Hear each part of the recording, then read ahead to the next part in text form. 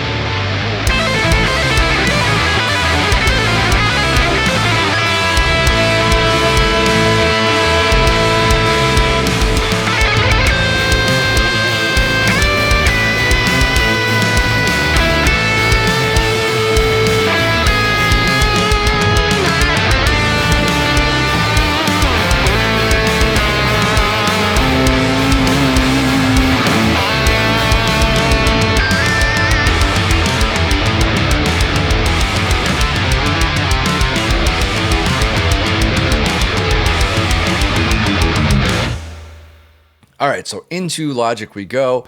And first off, I wanted to start this song with some ambient clean tones. I often start my songs with cleans. It's just kind of a thing I do.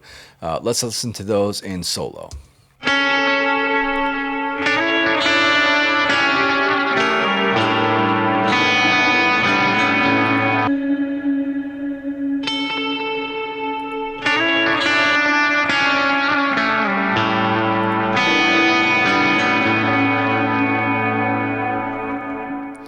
Very simple, very just right to the point, just something to open up the track. And then we kind of hit them hard with a riser, and I have a little bit of a some kind of a hit here. I forget what this sounds like, so let's just check it out together because I'm rediscovering this for myself. Let's see what we have for the riser and the hit.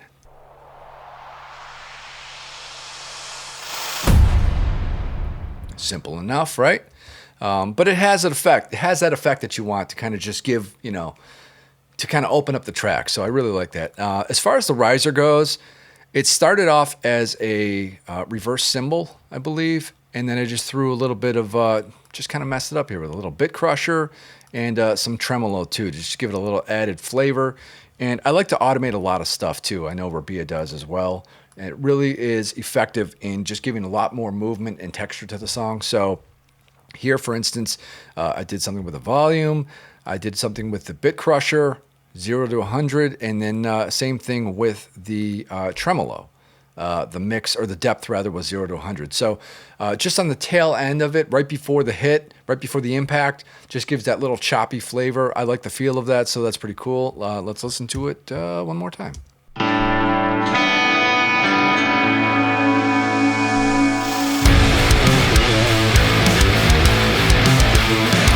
Okay, so for the rhythm guitars here, these originally did have octaver on them. Looking at the archetype Rabea here, I've got the overdrive engaged. We're using the lead channel and the third cab, and then a little EQ action on the end of it to just kind of tailor it. There's no reverb or delay on these guitars. So let's listen to this section right here.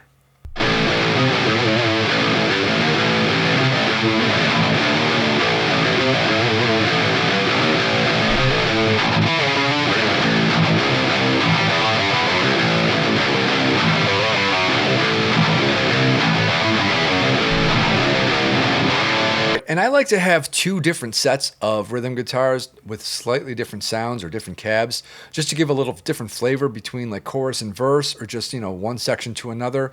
For me, that just makes it a little more interesting. So the next section here is, what am I using here? Archetype Rabea also, but I'm using the crunch amp and some different settings, and I think I have a little bit of delay and reverb going on for these, just to give it some space. So let's listen to this section here.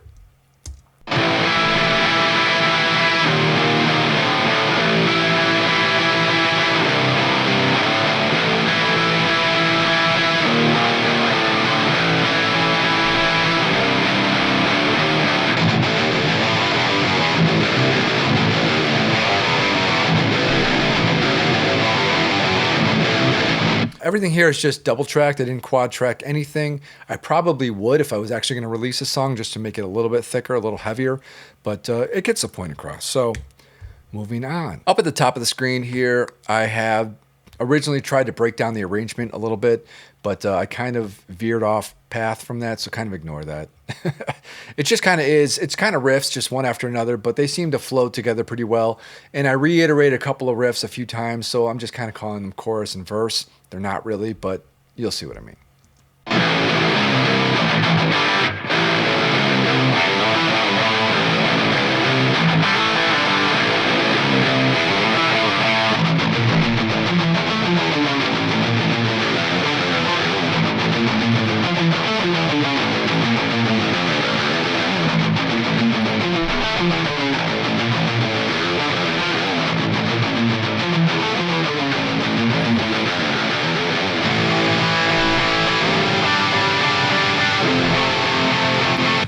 So overall, I would say for most of these tones, I'm not going extremely high gain distortion, kind of a mid to just upper mid, amount of gain.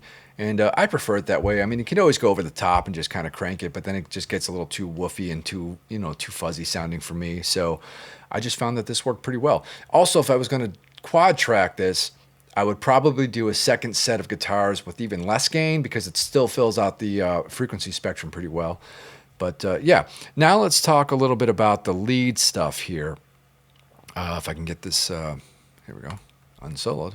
Okay, so yeah, like I said, for ambient textures, here at the first verse, I'm using just something I pulled off a splice, which was this.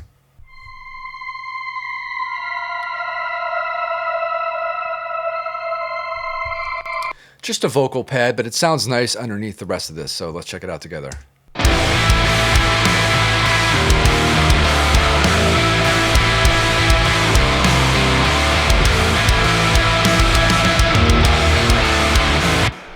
So that's the first bit of ambient texture, if you will. And then the second little bit of ambient texture was actually guitar.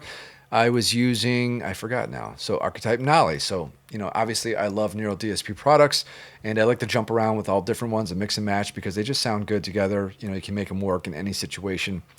So gnarly, I'm using the low crunch amp, I'm using the clean amp with the second cab. Not too much gain. There's not a whole lot going on here. Some compression, some, pre-delay, just to give it kind of that ambient texture. So here's what that sounds like alone.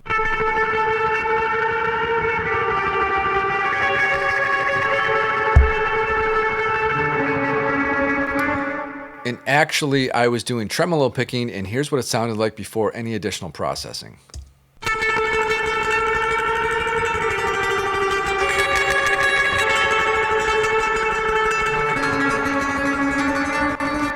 Kind of sounds like garbage, so I just, one thing at a time, added some EQ, took out a lot of highs and lows, shaped it up a little bit. Then I added isotope trash, which gave it another layer too.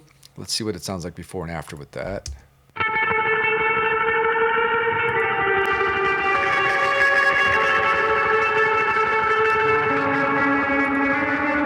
Then we put in some compression, kind of level out the signal a little bit. And then finally I added this plugin on there because I like the way this little Buddha guy looks, so let's check that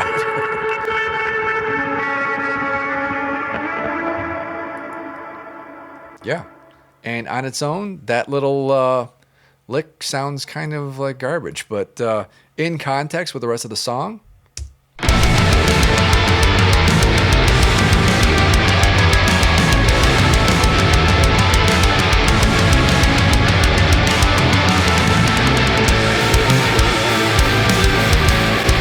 works pretty well. So basically all you have there is just double track guitars and one layer of ambience underneath it, and it just seems to it fills it up. I really like the feel of that. Then for this section here, I just wanted to have the guitars kind of on their own for a minute before I do some lead work, which comes in a little bit later. So let's check that out.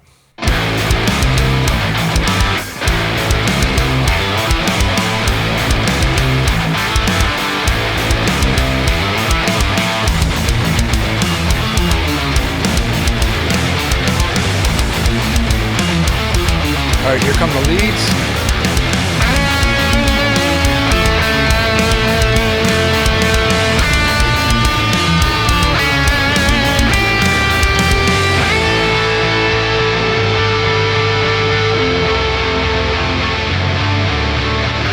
This was my lead tone.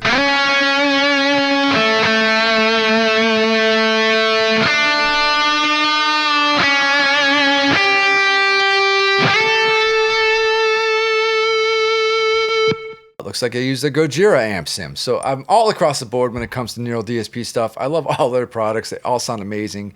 And case in point, I just use what sounded best for the song. What serves the song best, in this case, was this Gojira plugin here. So let's listen to it.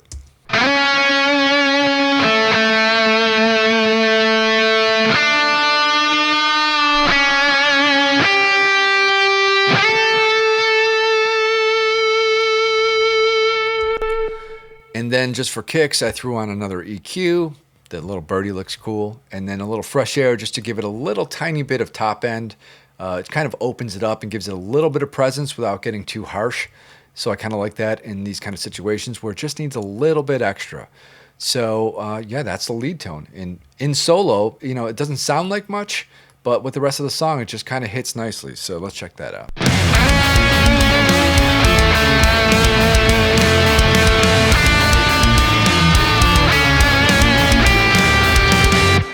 And then the final section, I always like to kind of make the song kind of come to a climax or a build up so that there's something, just evolves into like the next level.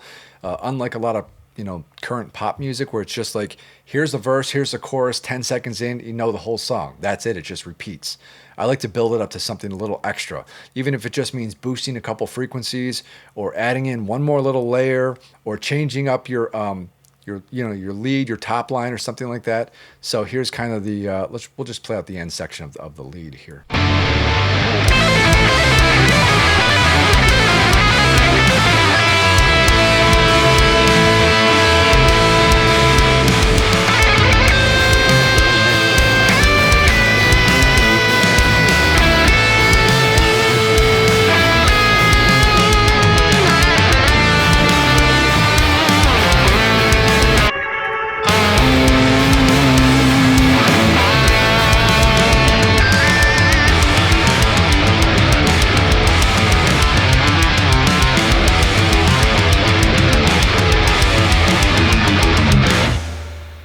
All right, and as you can see, I like to do a lot of automation.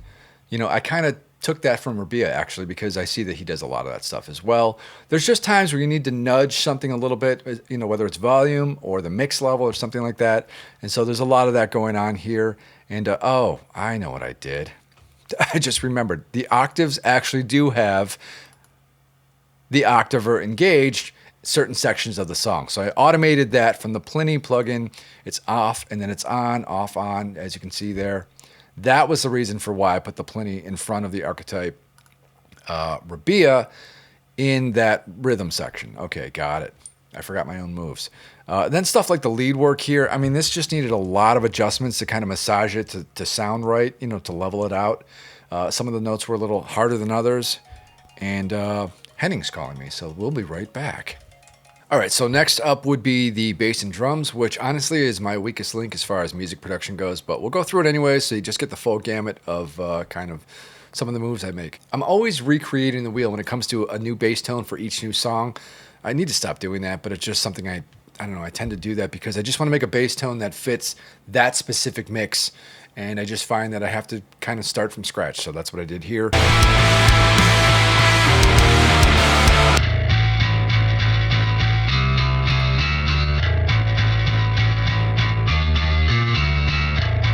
As you can see, I'm using Nick Nocturnal Bass from Submission Audio. A majority of my bass tone is just coming from this plugin right here. And there's kind of my settings. I'm using the distortion channel. I was going to use parallax, but in the end I didn't. So after contact, I've got it going through this compressor here. And then we have another compressor here. I don't know why I kind of doubled up on compressors, but I did. And then just the saturation knob. I love using this knob on a lot of different things. It's one of my favorite one knob plugins. It just adds some, you know, harmonic overtones without getting too crazy. I mean, you can obviously, you know, slam it and then it's out of control, but right in the middle area here, anywhere between like 9 and noon, sounds pretty good on most things. You want to make sure if you're going to use this on bass to keep low so it doesn't affect the low end of the spectrum. And here we go with it. Without.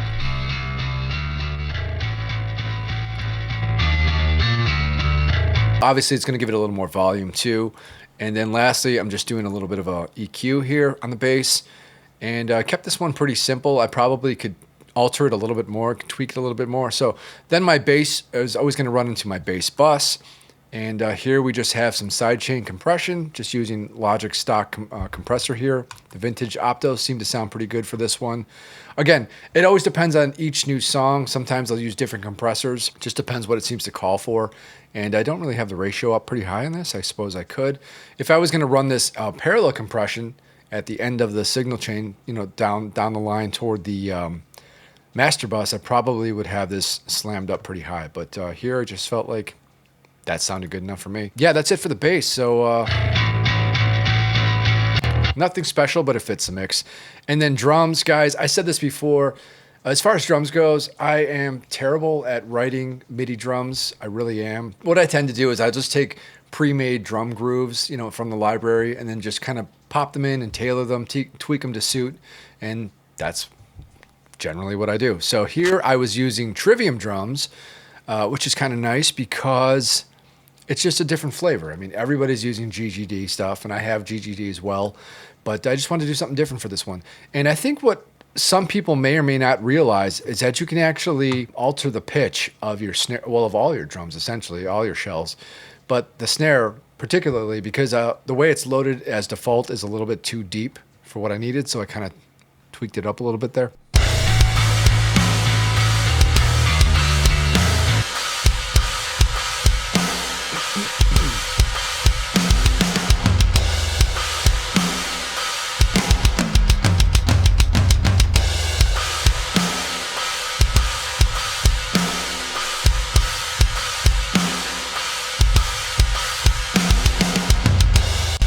As far as the drums goes, like I said, I'm still working on, I'm getting better at mixing those. I can tell you right now that snare has just too much reverb and too much tail on it, I'd like to use some kind of a gate to kind of stop that short just after the hit. And then my kick drum just has a little too much click in it. I kind of want to get some of that click out of the kick. But otherwise, you know, I'm fairly happy with the way this came out. So yeah, that's pretty much it for the mix, guys. Like I said, bass and drums is not my forte. I'm more of a guitar guy. Synths, layers, that kind of thing, that's kind of what I focus on. And it's kind of, you know, the last step I do is kind of add bass and add drums. Okay, guys, this has been episode 2 of Monday Metal Mayhem. And if you enjoyed this episode, stick around. It's going to be a weekly series. I'm going to come back to you every Monday with a new video, and they're only going to get better. So stick around for that. Thanks a lot for watching, guys. Meanwhile, check out some of these videos right here. I'll talk to you guys soon. I'm out of here. See ya!